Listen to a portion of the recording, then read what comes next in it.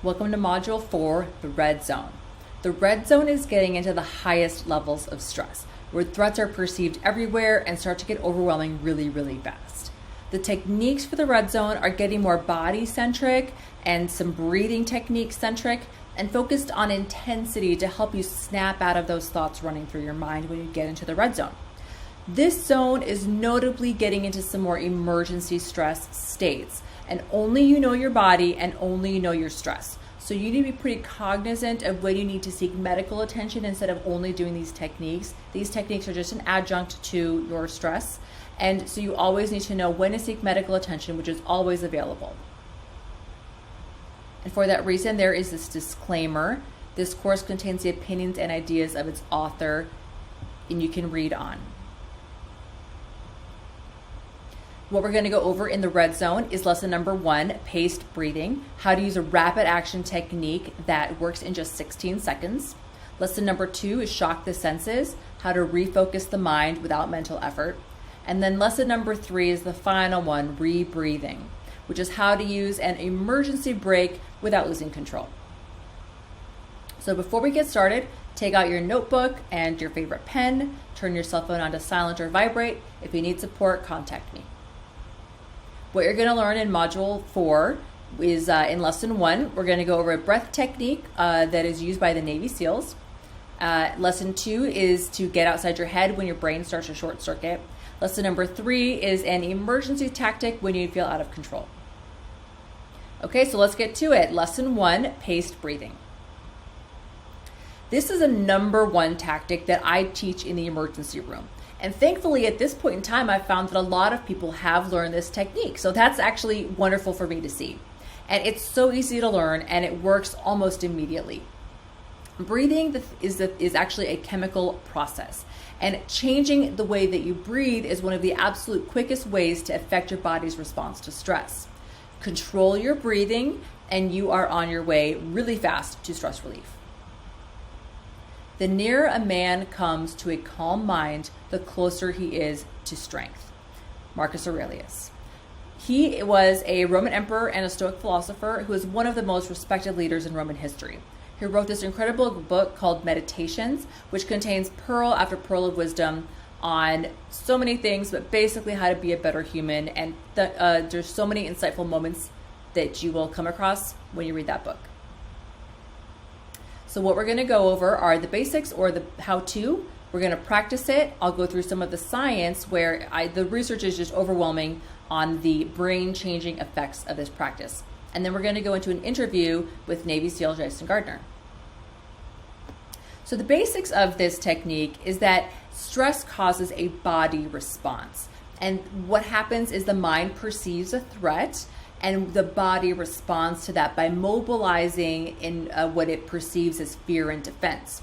When the body then does is think, oh, okay, I need increased oxygen, so I need to breathe faster, and then you start to breathe more and more shallow. And what happens though, this is where it gets to be a detrimental thing, is that it actually sustains the feeling of anxiety because it's a perceived threat, not a real threat. You're not actually about to run away from a wolf or chase after a wolf to hit it with a spear.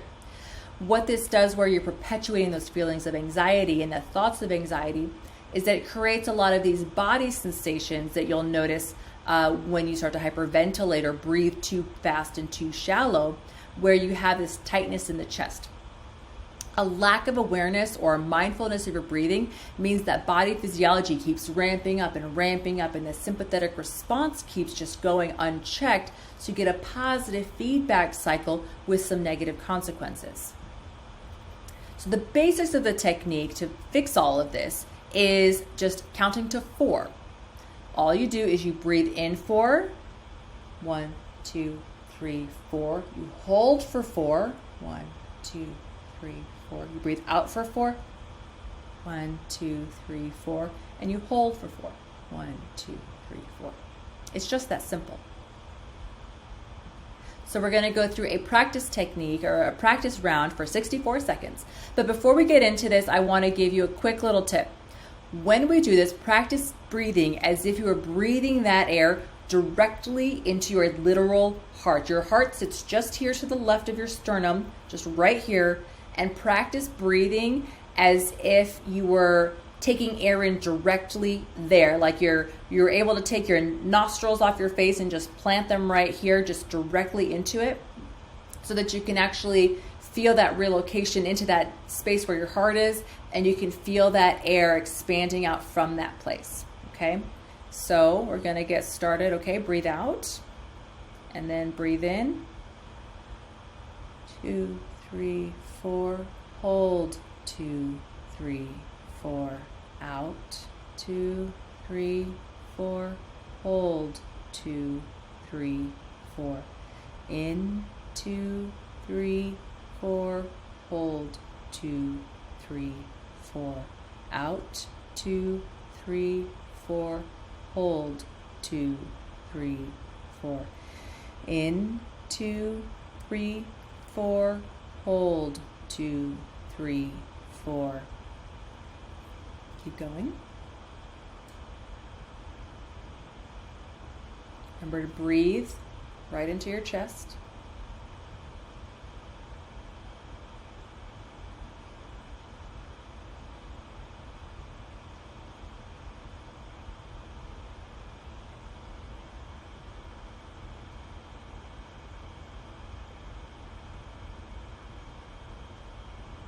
Okay.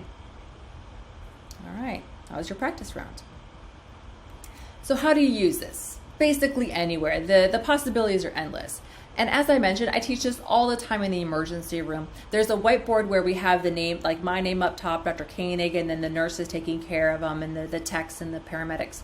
And so what I'll often do is I'll take that and I'll draw it, and it's actually kind of a box shape, kind of like 4, 4, 4, 4 equal sides. And I'll draw it for patients just to remind them, this is what you do if you start to feel a bit out of control. I'm going to go out of the room now and I'm going to go start ordering tests to understand what's going on. And then personally, I actually used it when I was a patient. I was about to be taken to the operating room and they had put in my IV and I was hooked up to saline and all these monitors. And as they're like, okay, we're ready to go, I suddenly realized that my heart was pounding and I'm about to be wheeled back and I'm about to get put under. And I'm going through recognizing this and I'm leaving the room. So I start doing the technique. I start counting as I'm watching, the lights on the ceiling go by. It's getting colder as we approach the operating room. And as they wheel me then into the OR and I meet the anesthesiologist and they start hooking me up to the machines, I then notice as they're hooking me up to the monitor that my heart rate had come down. So I was really proud of myself for kind of being on the other side of the situation and using this technique to make myself feel a ton better in a pretty, in a situation where I had pretty much no control. So I can tell you that from personal experience, it works. And the physiology happening here is really fascinating. What you want to do is you're extending a couple things. You're extending that out breath. The breathing in, your heart rate goes fast, and when you breathe out, your heart rate actually slows down. So you're extending that out breath by doing the hold and the breathing out with the counting. And then what you're also doing is you are lowering the rate or number of breaths per minute. You could be breathing something like 30 breaths per minute, which is like almost like panting, like. Or you could be, breathing very slowly and very calmly, which is lowering that rate of breathing. What this does when you lower the rate of breathing and extend that out breath is that the vagus nerve, the myelinated portion or the sheath portion of that vagus nerve that travels really quickly, is better able to exert its parasympathetic effects on the heart and the lungs and slow down the heart rate. And the chemistry of the oxygen and the carbon dioxide balance in the blood when you do this normalizes instead of tipping into too much oxygen by that hyperventilating breathing, shallow and breathing too fast. And in addition to that, there are nerve endings in your body that are sensitive to your blood pressure and sensitive to those rib muscles when they expand. And those are called baroreceptors or pressure receptors, and then the rib muscle receptors in there. And when these receptors in your body, these nerve endings, they notice when you're doing this like quick, like body movement, and they send signals back to the brain and the sympathetic nervous system, that you need that the sympathetic needs to start to really running the show. So by doing this, your fight, flight, or freeze when you're breathing too fast. So you really get that biofeedback going, whether you go fast or whether you go slow. And breathing is a voluntary thing. You can consciously stop breathing. So this is where we can really have some play with bringing the parasympathetic part back online.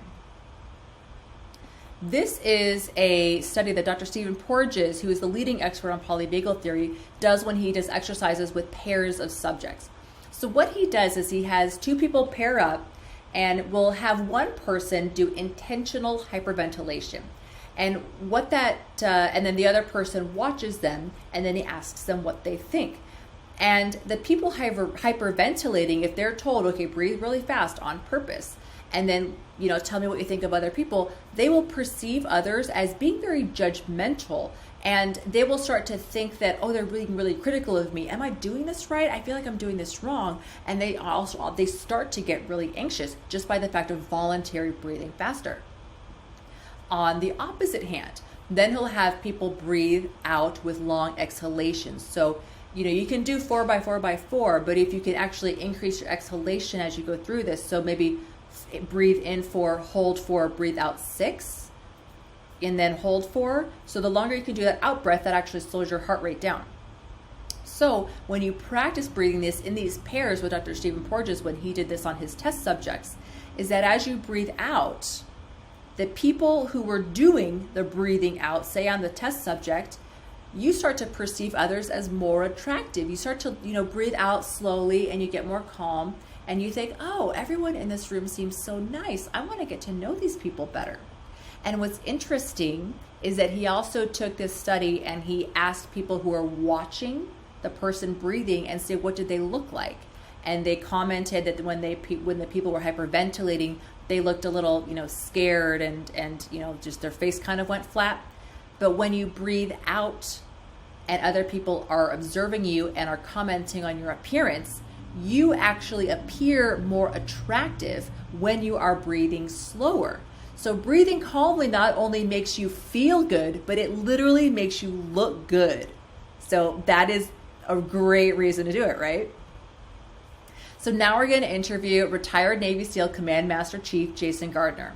I do want to remind you that there is a trigger warning on this. The events that he describes are real wartime situations. Some of the details may be difficult to hear for those susceptible, so please listen with caution.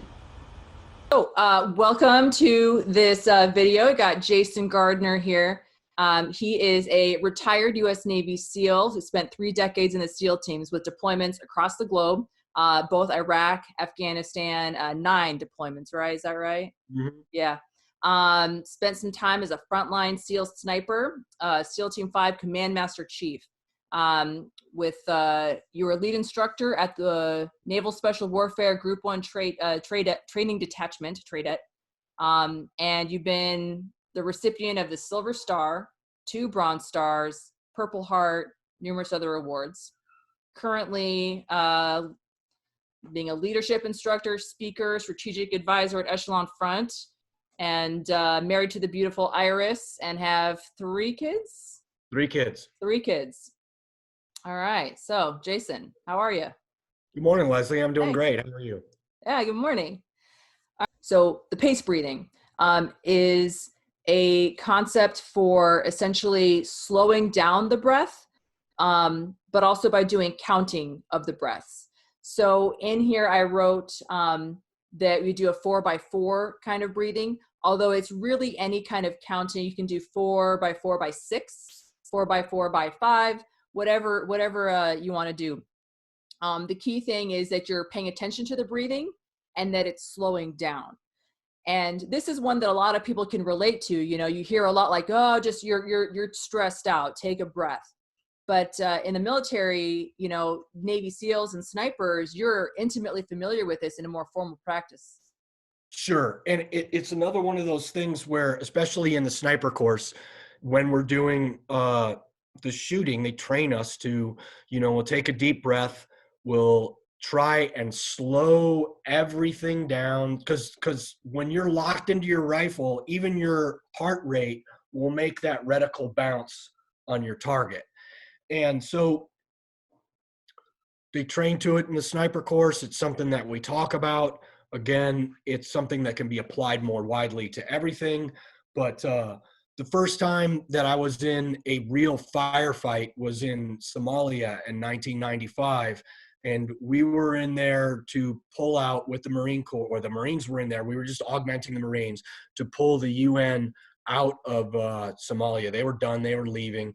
And what wound up happening is, as the UN broke down their positions, the Somalis realized, oh, they're leaving, and this huge, basically small-scale civil war broke out over who was going to control Mogadishu, and that spilled over onto some of my positions. I was a sniper at the time with SEAL Team 5, and we were taking some pretty heavy fire, to include recoilless rifle fire and rocket-propelled grenade fire. And finally, we got some targets.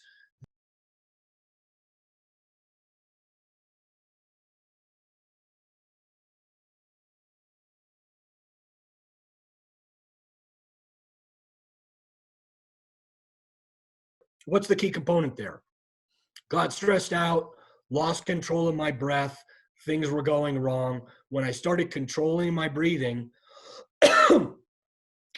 I was able to take control of the situation and lower the stress levels and make good decisions.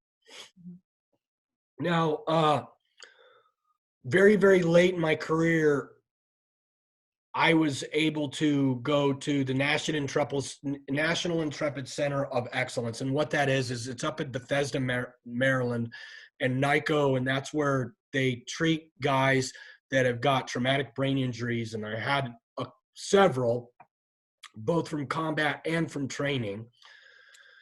And while I was there, one of the things that they taught me that I already kind of knew from my sniper training was pace breathing. And so in the pace breathing, I was,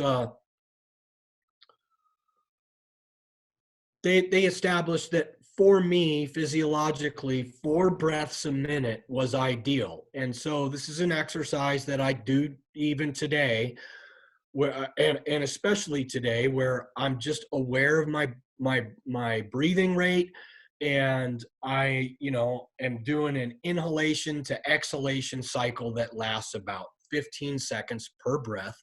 I am extremely aware of how I'm breathing. So I am attempting to breathe with my diaphragm, extending my chest out and diaphragm down, so I'm actually swelling out my body and doing it slowly. So I'm expanding, holding it for 1 or 2 seconds, and then slowly contracting. And I am attempting to think about nothing else other than my breathing.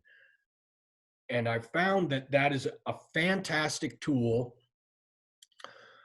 for helping me to calm down in any situation. And I can really do it anywhere. Mm-hmm. I've done it when I'm driving.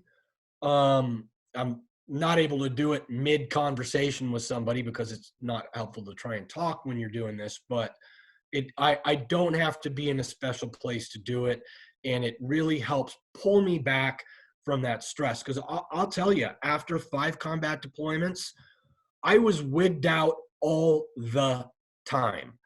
And people have described to me what it is to get a panic attack.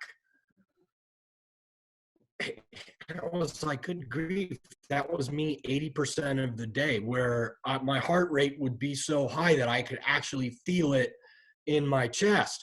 And doing these exercises of pace for me to help calm myself down, break away from that reactive mode to a sympathetic mode, or I'm going from the parasympathetic to sympathetic, and I think that's the right terminology, and it's been very, very helpful. Yeah, breathing is one of those great things that really pairs up the sympathetic and the parasympathetic really well, so that it's one of the voluntary ways that you can just really calm down that flight response in a voluntary way. It's really hard to do otherwise, because usually, if the mind perceives a threat and then it goes through all these mental processes, shoots out all that nerve impulses to shoot out all that adrenaline, all that cortisol. And next thing you know, your heart's, firing like a jackhammer. And it's like, how do I reel this back in? And the number one way is the simple breathing. And there's a huge chemistry behind it. But it's one of the mental things you can do to calm the body down. So, and it's not only the attention. And so that you've got that aspect of it, and a lot of people think, well, I've got to be calm, but this is a way you can actually make yourself calm mid-stressful situation.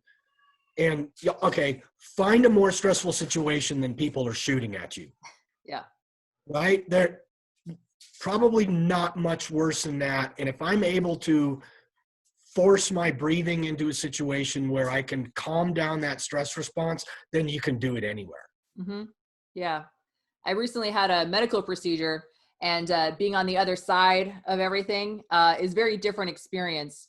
And I was getting wheeled back to the procedure room when I realized, oh, wait a minute, I think I'm getting a little stressed out. And, that's not the moment that you whip out your cross-legged, chanting mantra. You can't do it. No. You have about 30 seconds to calm yourself down, and you don't want to look like an idiot doing it. You're like kind of hooked up with IVs and stuff, and you're like, oh, wait a minute, I think I'm freaking out a little bit. Just deep breaths. Yeah.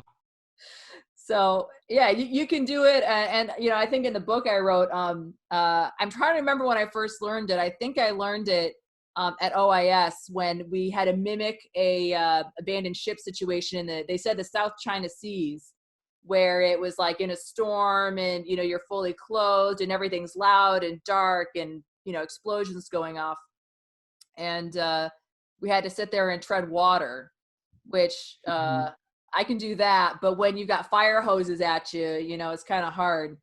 So you have to learn how to breathe when you can't use your arms, you can't use your legs. You just feel like you're fighting for dear life, and suddenly you realize, oh, I'm hyperventilating. Maybe I should slow this down. And you kind of slowly start to realize your tunnel vision expands and you can see the situation better. Yeah, absolutely.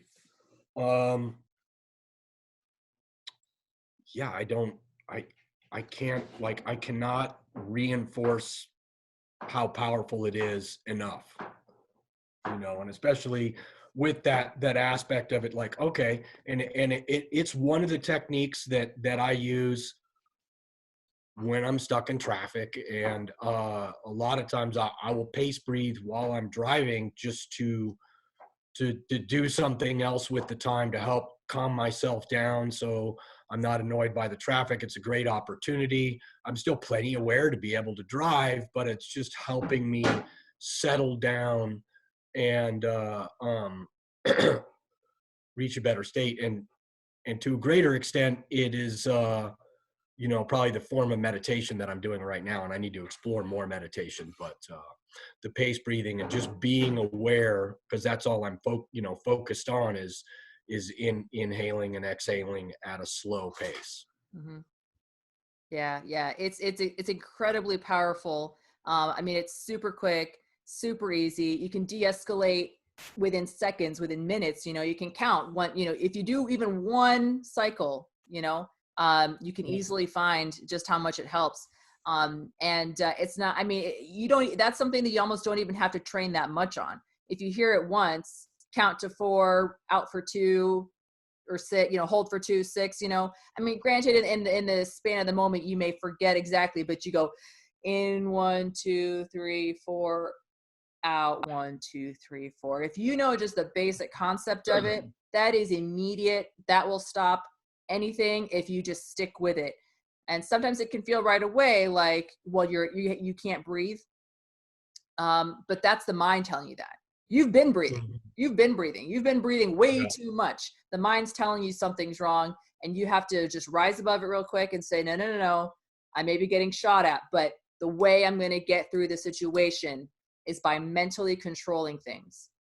And it's as easy as that. It really doesn't take a whole lot of practice, and you can do it, in an instant.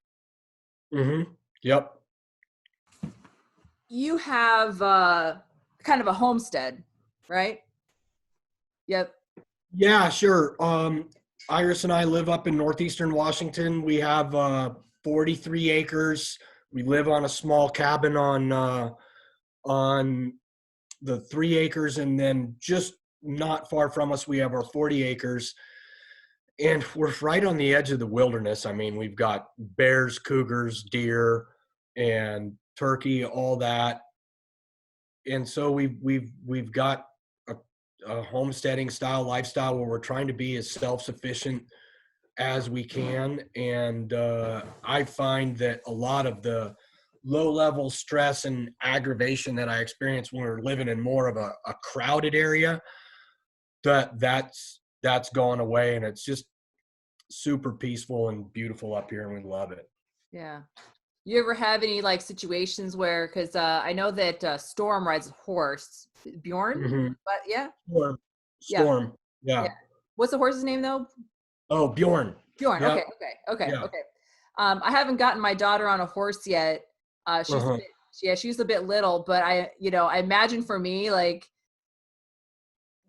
letting your kids grow up like that, sometimes as there's some stressful moments there, like the first time they're on a horse, the first time they're, I don't know. Have you noticed that? Yeah. Oh, yeah. And so what we're trying not to do is, so people use the term free range parenting. There's we're trying to strike that balance, because if you're a successful parent, you're right in between nurture and neglect, right? I can't stop my kids from getting hurt. I just want to stop them from getting killed. So, when she's up on a horse, we put a helmet on her for the most part. If she's out riding on the trail, now if the horse is tied up and she's just sitting bareback in the yard on the back of the horse, we don't put a helmet on her, but we take that precaution. But it is difficult when you take off those training wheels and to see them out there, but it's necessary if you're going to raise a competent adult. And Iris and I decided a while ago that our end state for parenting is that we wanted to raise kind, confident, competent adults. And so now that we know that's our end state, we've backed up and we look at a lot of the decisions that we make together as parents based on that. And so that involves letting the kids solve their own problem, and it involves them making mistakes, and we just want to have their mistakes be stuff that they can survive. I mean, I get that. There's a bunch of bumps and owies and band-aids with my kids, because mine are a bit younger than yours. Yeah. But yeah, I look forward to that day. But I know that as a parent, that's it's hard to do, and you just have to recognize that in yourself, that the reason I'm holding my kid back is because of my own stress. Because I need to just take a step back and realize, take a deep breath, let them fail. Yes, absolutely. And then when that's framed inside the concept that to make a competent adult, you need them to be able to problem solve. And honestly, if all of us took the advice other people had given us, we'd be doing great. But we all made our best learning usually from failure. Mm-hmm. And so allowing your kids to fail is huge, because they're going to learn from it. And that's tricky. I don't have every answer, but I'll tell you what, if you want to have a competent adult, the key is letting them learn how to overcome those obstacles instead of you fixing it all for them, because you're just not going to be there forever and you're not helping them out. Mm-hmm. Yeah, that's definitely true. And the same thing goes for ourselves, like we fail ourselves just as much. And so we have to learn from our own failures and not beat ourselves up about it. So say you don't do something, that you swore you'd never do as a parent, just to learn from that failure as much as you want your kids to learn from their mistakes, we need to learn from our own. And as much as you want your kid to succeed and thrive once they've learned that mistake, we need to give ourselves that same grace. Absolutely. And it's a humility we were talking about earlier, that aspect of like, okay, I've got this, but here's what I can do better. And then not having contempt for yourself when you're telling yourself that is really key. Yeah, I found a lot of this is actually very liberating, because you kind of live in these patterns for probably decades, and you just say, well, this is the way I'm always going to be. And but you're kind of a prisoner of your own fault. And not that that's a bad thing, but it's just, as you mentioned, you're however old you are, and suddenly realizing all these lessons you've learned you can apply now. So yeah, and thank goodness I'm learning them now, because there's a lot of people that just don't ever learn them. And that's it. But like one of my most recent revelations that I think has been really helpful in general has just been, I have gotten away from using a generalization for people. So what do I mean by that? I mean, like, you will not catch me saying liberal, conservative, Nazi, any, or like, even hipster. Okay. Because once you generalize people, then you're making a whole bunch of assumptions, and a lot of them aren't true, and it's not really a smart way to live, and it's a not smart way to communicate, because if you've made generalizations and then you assume that someone you're talking to or dealing with is in one of these boxes that you've built, now you're going to just put all this negative energy toward them, and it's not true. I've got a lot of dear friends that are at a different political spectrum than I'm at. And if I sit down and have a conversation with them, in an honest conversation where I'm not projecting or actually listening to what they're saying, we're not that far off. We're maybe 20 degrees of separation between their core beliefs and my core beliefs. And that's close enough for everybody to be good. There's just really not, room for angst and anger. And unfortunately, it seems like a lot of us are getting drawn to the extremes, because the extremes at either end of the spectrum seem to be the loudest. I'm not even sure that they're the loudest. I just think that they're the best clickbait. And so that's what the media feeds you. And until you're able to cut that out, and then that influence is gone, and then you're just a lot happier. Yeah. Any more of these days, I kind of realize that I'm getting stressed out the more I watch the news. And, it's good to be appraised of a situation, but the minute that it starts dividing our nation, dividing you from your friends and family, I don't know if it's for the greater good, and just recognizing, it's stressing me out. It's not, it's causing me more harm than the good of education I'm getting from it. So kind of recognizing those physical cues, taking a deep breath and just having that introspection of, this is just clickbait. Why am I doing this? So taking that step back. And the media outlets are doing the clickbait because it makes them money. Right. And they know that we're all genetically programmed that if something's alarming, we want to pay attention to it because it could be a possible threat. So then they're just going to throw up all these things to try and alarm you, so you'll actually sit down and watch the news show or click on the article to get more traffic on that stuff. And honestly, it's not new. We've been doing it forever. And it's the same thing, now that you see on the internet that the paper boy was down on the corner crying, extra, extra, read all about it. Germany invades France, or whatever it is. Now that's an important thing. But Yeah, and just being aware and then being aware of your physiological response to something that's designed to make you angry or alarmed so that you pay attention to it. And if you're watching the news all day, then you just wind up being angry all day. And I don't care what end of the political spectrum you're at, there's some media that's going to feed your cognitive bias and wig you out. Mm-hmm. And then you're just wigged out all day, and it's not productive. Yeah. And right now with this pandemic, it's just a lot of fears already going on. And me as a medical, doctor, I need to be there so I know what's, because it's such a rapidly changing situation. I need to be in the news, but having that metacognition of this is useful, this is not. I was just reading about how to intubate somebody using all my PPE in a negative pressure room and how to properly don and off my equipment. That's useful. However, going into like the death toll and what politicians said, it takes a lot of mental clarity and awareness and mindfulness to know what is useful. Now, and where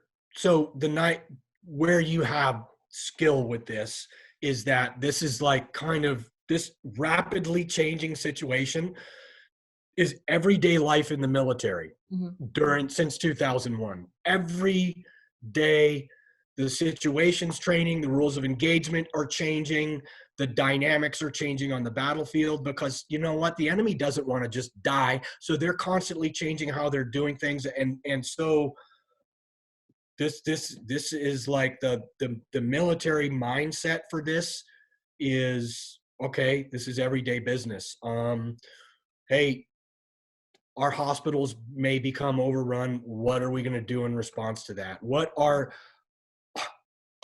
measures, classic, you're talking about going to MOP level 4 because Iraq may have chem bio. And right now we're in almost a biological warfare mode. So here's all the safety procedures we're going to take.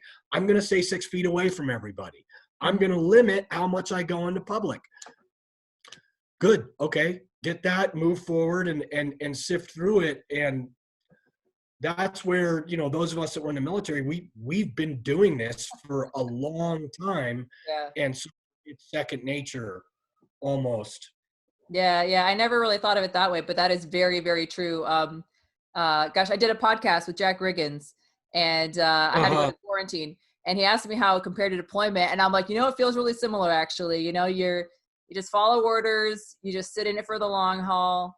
When you're in there, it doesn't do you any good to get angry at the powers that be that put you there. If I'm going to be in quarantine, if I'm going to be stuck in a tent at, Southern Helmand province, like that's just where I am. And I could either, go lift some heavy stuff and get fit, or I could sit here and complain about it, which is really better for me in the long run.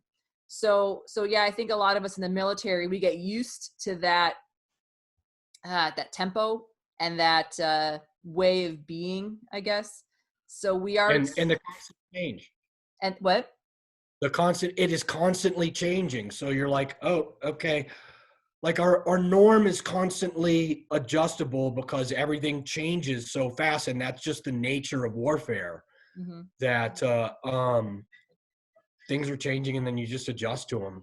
And yeah, it's certainly painful when you go through it, and you endure a little bit of suffering from it, but you learn.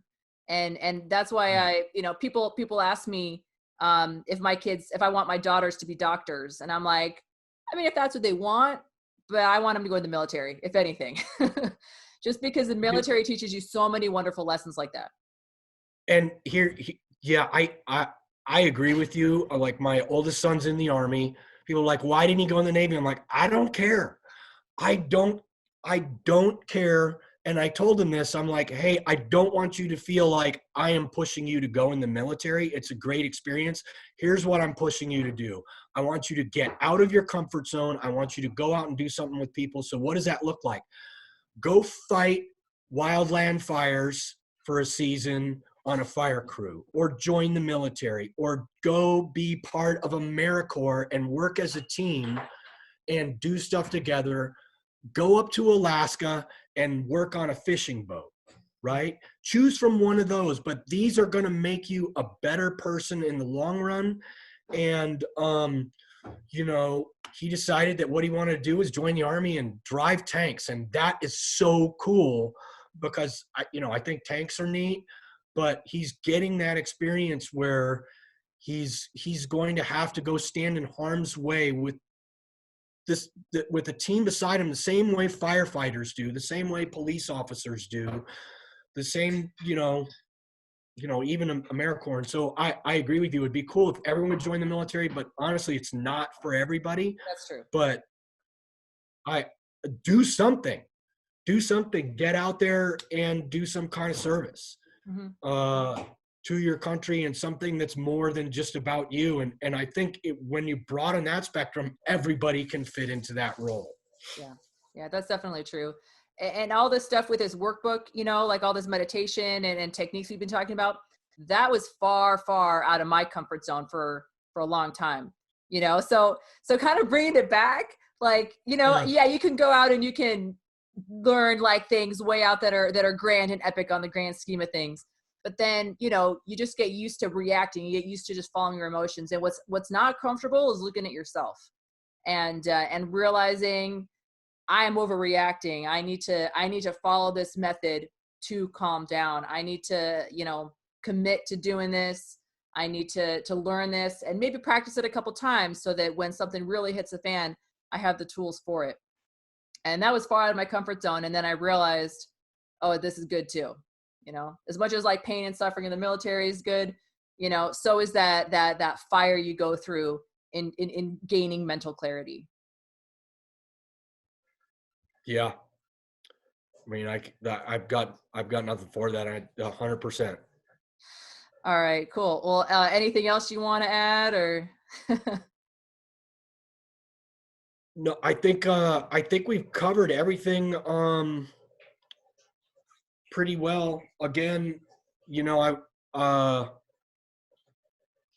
I work for a company called Echelon Front, and I do leadership consulting and training. And at Echelon Front, what they do, Jocko and Leif Babin have written several books, Extreme Ownership, Dichotomy of Leadership, and the latest one is Leadership Strategy and Tactics. They're fantastic. And what we do is we solve problems through leadership, because leadership is really the most important thing out there.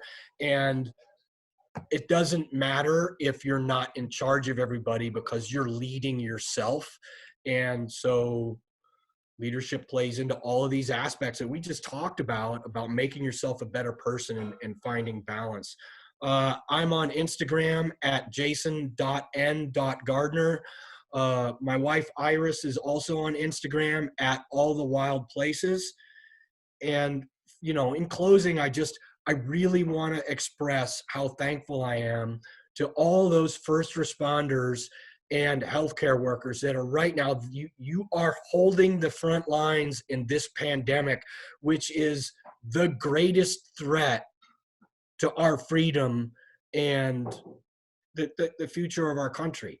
This parasite is way bigger than a threat that could be posed by ISIL back here, which we were able to kick out of Iraq, or extremism in any form, whether it's communism, whether it's Nazis, all that. This is worse. And you're on the front lines and you're never able to really come home from those deployments because you're out there every day. And so I appreciate everything that you're doing. Thank you so much. Oh, well, that means a lot to me. Thank you. And I mean, it's funny because I also feel appreciative for everybody at home who's sitting there and doing the self-isolation and doing the hard thing by staying home. And, I've already had to give some bad news to patients, and I have nothing but respect for people who are suffering right along with us through all of this. And the fact is, we're all in this together. And we're doing it for you just as much as you guys do it for us, So that means a lot to me. Thank you. Fantastic. Thanks, Leslie. Yep. Thanks. Okay. That was an absolutely amazing interview with Jason Gardner. I can't believe any of that. I mean, it's so fantastic. So I'm so thankful that he was on this and that you got to really benefit from his experience with paced breathing. So to review this lesson, what we talked about was the basics of it, where you count to four times. We did a practice round. I went into a little bit of the science, of the physiology, the chemistry, and it makes you look better, to be honest, right? And then we did the interview with Jason Gardner. So happiness bonus for this is I want you to try friending like it's your job. I want you to list out 10 people who you'd like to be closer to. This could be your spouse. This could be your kids. This could be your parents. It could be really anybody. I want you to think really carefully of what would they do for you to make you feel like a very valued friend or valued spouse or a valued person in their lives. What would they do to you? What I want you to do now is you do this for them. You're going to be giving before you're receiving here. So this could be anywhere from, like, say it's a friend, send them a thinking of you text. Maybe you can, if this is a friend or maybe your in-laws, maybe invite them to dinner. If you felt like, wouldn't it be nice if my in-laws would just invite me to dinner? That'd be really nice of them. Well, that's what you need to do for them. You need to give before you can get, right? And then maybe if it comes to some old friends, dig up old photos and tell them, these photos were really fun, et cetera, reminisce, but then go that step further of, you were really a good friend to me at a time in my life when I needed a friend. And you remain that person to this day, even though I can't see you all the time. That is something that you can do to really cultivate those relationships and bring you real happiness. And this can be, again, like I said, with your spouse. If you sometimes think to your spouse, think to yourself, man, I wish that person would, do X, Y, Z more. You do it. You do it for them. And then you go overboard. Or you think, I just wish they would say this to me. I just wish they would tell me I love you more. Do that for them. Do that for them first. You need to give before you can receive. So I hope that helps you, and stay tuned for no.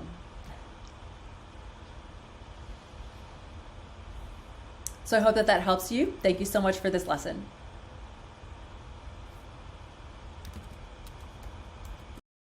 Download the course materials at stressreleasesurvivalguide.com.